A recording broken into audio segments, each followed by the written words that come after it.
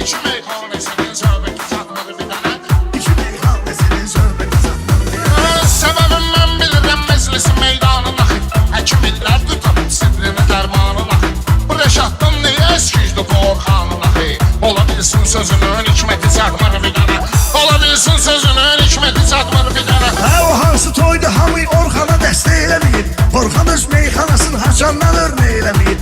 Rəşadda mən olmasam sənətdə bir şey eləməyir. Hasan ki mən olmuram ləzzəti satmır bir dənə. Hasan ki mən olmuram ləzzəti satmır bir dənə. Rəşadın hər sözü meydanda böyük mənadır. Ümidim bir xiridardan gələcək vadır. Orxanın yoxdur sözün meyxanası əladır.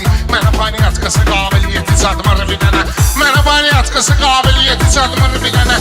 Mənim heç xoşuma gəlmədi tutduğun nöqsanda. Gör nəyin nöqsan hesab eyləyirsən Orxanda. Orxan 15 ildir ki sözlü deyir meydanda. Göstər o şəxsi desin mərfəti satmır bir dənə. Göstər o şəxsi desin Mərvəti satmır bir dənə. Mən millət tanıyır sözümü istəyərəm. Yeri gəlsə vətən haqqında şirin söz deyərəm. Necə hər vaxt demişəm bir də mübariz deyərəm. Ayaq üstə xididar rəhməti satmır bir dənə.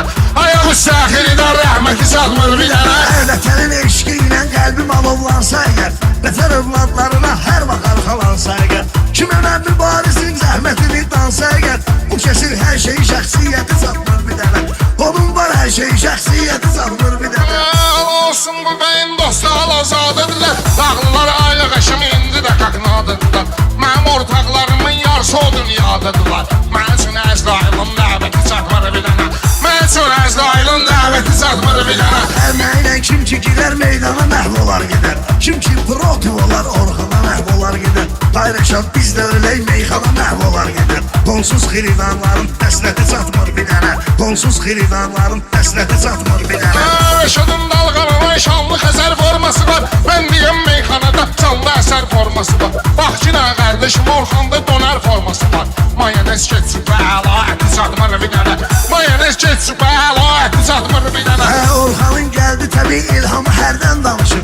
Danışan vaxtıda insanı dəyərdən danışır. Rəşadı elə sıxıram bu şey dönərdən danışır. Az qalıb canlı deyir izzəti satmır bir dənə. Bu şey canlı tapşırır vəsiyyəti satmır bir dənə.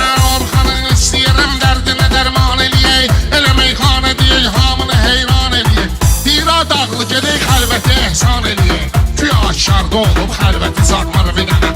Güya aşkarda olub xəlvəti satmır bir dənə. Rəşad tümənə işib güya sərafət eyləyib. Həmişə Orxan ilə bax belə söhbət eyləyib. Güya bu İslamın hər şeyinə riayət eyləyib. Ehsan verənlər ilə vəhdəti satmır bir dənə.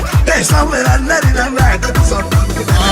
Halal olsun sənə 3-4 dənə mənadır misən. Birini cüddün misən, birini də tənhadır misən. O qaranlıq gecəni qardeşim əladır misən. Gecə vaxtı kızımın cənnəti satmır bir dənə.